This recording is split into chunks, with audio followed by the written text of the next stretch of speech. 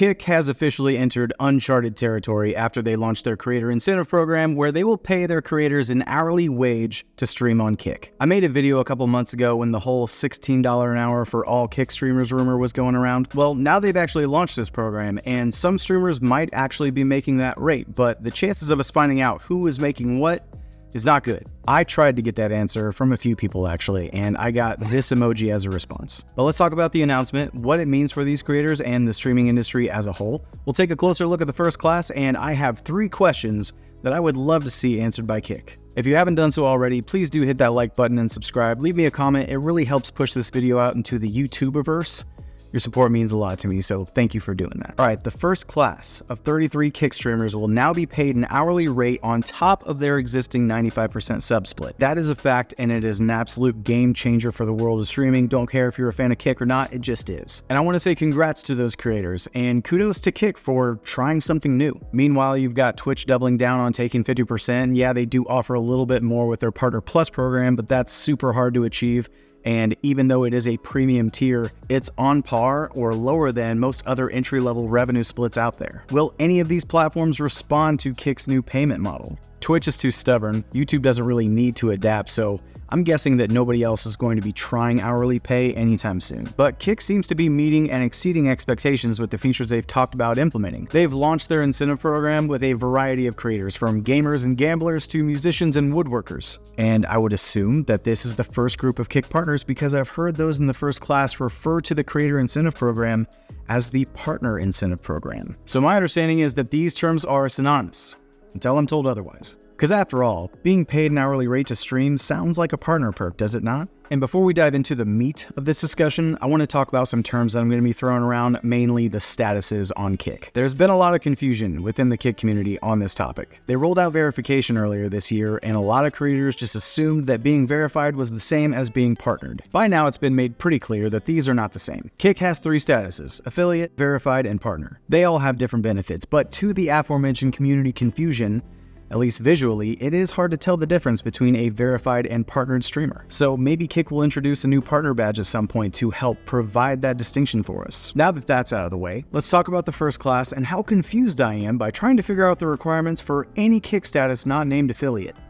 So in the past, anytime I heard the partner program being discussed, it was suggested by Kick staff that being verified would be a prerequisite for that program. And by Kick staff, I mean Eddie and Trainwreck specifically. But when you look at the path to verification requirements, one metric stands out among the rest, just like it does on Twitch, and that is that you need to average 75 concurrent viewers to apply. So naturally, you could assume that these 33 creators in the first class of this Kick Partner Incentive Program would have an average of at least 75 viewers. And you'd be wrong. I did some digging. 8 out of the 33 don't currently meet the average viewership required to obtain verification. It is possible that they could have met this requirement at some point in the past, but I'm only able to see the last 30 days of metrics without paying an obscene amount of money for stream charts. So I'm just going off the most recent data here. And I'm not gonna lie, the variation in average viewership among this group was kind of surprising. In the last 30 days, the highest CCV of the group is 1,609 viewers, and the lowest CCV is 14 viewers. And I would say it makes sense for them to test their proof of concept against an extreme range of viewership like that if their plan is to eventually roll this out to creators of all sizes. But if that's the case, either what they've said previously about the requirements around verified and partner aren't true, or they've simply made exceptions for reasons I'm unaware of. And I want to make it very clear that these are simply observations, they are not judgments. I'm not doubting the validity of anyone in this first class, and I'm only familiar with a handful of these creators, but I recognize that Kick saw something in them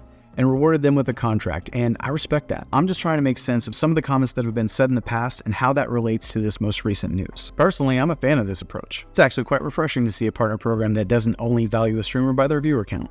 Gives me hope. And I understand that these programs are still probably very fluid and there's going to be some mixed messages, but it just feels like we get small pieces of information and not the full context. For example, here's this nugget of info from Adin Ross. We are now officially launching the creator program. Okay, so now if you are a Twitch creator with a check mark, you can now come to Kick and get paid a salary. If you have a Twitch check mark, you can come to Kick and get paid a salary. So is that the path or just a path into this program? Because when I looked into the first class, Only 9 of them have check marks on Twitch, and it's possible that these 24 other streamers could have ended their contract with Twitch prior to becoming a Kick partner. Don't know why you do that since there's no longer a multi-streaming benefit, but it's possible. I guess I just don't know how to access historical Twitch partner data to be able to verify that. Earlier in the week, I heard from someone in the first class that Kick did not have a timeline on announcing the next class of streamers, and that they wanted to take time to learn and adapt from this launch. But then I saw this clip of Eddie's stream where he's talking about timelines for the next class of streamers to be announced. Guys, the first 30 people that joined the Kick Creator Incentive Program, it's been an incredible success. They are basically trialing the concept. It's rolling out to 50 more people within the next 3 to 4 weeks. Then after that, we've got another 50 people coming. And then after that, it's getting released to everyone who meets the requirements, okay? That is basically what is happening. You want to get amongst it. It is time you get the on Kick and you start making the most out of it, get recognized, get noticed, and you could very well be chosen in the next 50 people. If not, maybe the next 50 after that. But guess what? If you don't even get picked in that first 100, you will have a crack at meeting the requirements. It'll be open to everyone. All right, so I guess it took them less than a week to learn and adapt. So there's another 50 partners coming soon, another 50 after that, and then they'll do the full rollout. But something he said in there is exactly what I mean when I say we just get pieces of the puzzle and not the full picture. Even if you don't get selected for the first 100, you will still have a chance to meet the requirements when we open it up to everyone. What are these requirements for Kick Partner? Do you have to average 75 viewers? Doesn't look like it. Do you have to be a Twitch partner?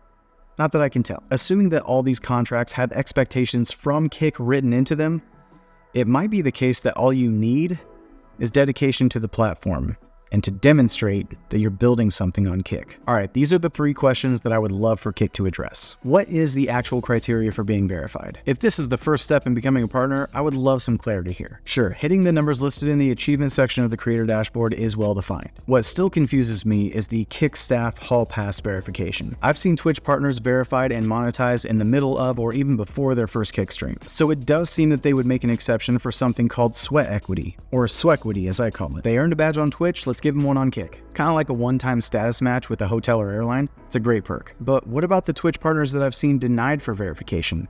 Was their equity not sweaty enough? Don't worry, one more layer to this onion.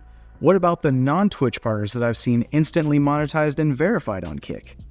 No swequity at all. The verification on Kick is seemingly random, or at the very best incredibly confusing, and I would just love some clarity around the process. Second question, what is the formula used to determine a partner's hourly rate? And is that negotiable? If we go all the way back to January of this year when Trainwreck posted about this incentive program, we can see that the formula would consist of the following factors: the number of hours you stream, a flat rate based on Kick's advertising CPMs, which doesn't exist yet, the average viewers you have, and viewer demographics and engagement. I'm interested to see how far back they look for this data, and if they factor in situations the streamer could have faced that would affect their metrics. I'm assuming with it being such a new concept, this is a take it or leave it type of deal. I'm sure most are just happy to get anything at all. Question 3, what does the hourly rate look like from a tax perspective? Is the streamer now an employee of Kick? W-2? 1099? What are we working with? I think answering details on that subject would put a lot of minds at ease for people who have questions from a financial standpoint, or if it violates a non-compete they might have with another company. Maybe we'll get those answers in the future, but all we know for right now is that Kick is paying 33 streamers an hourly rate, and there's about to be 100 more. I've not seen any of these streamers disclose how much their hourly rate is, but I get the impression they're not allowed to talk about it. Regardless, it's incredible this program even exists considering how many people doubted the success of Kick from the beginning, including me. I have less doubts now, but I am overflowing with curiosity. It'll be interesting to see what's next for Kick, that's for sure. That's all for now, but don't forget to check the link in the description below if you want to join my Discord, follow me on Kick, or become a 4th Wall member. And check out my band Fight Like Sin. We are DMCA free and available wherever you listen to music. Until next time, take care of yourself, take care of each other, and I'll see you soon.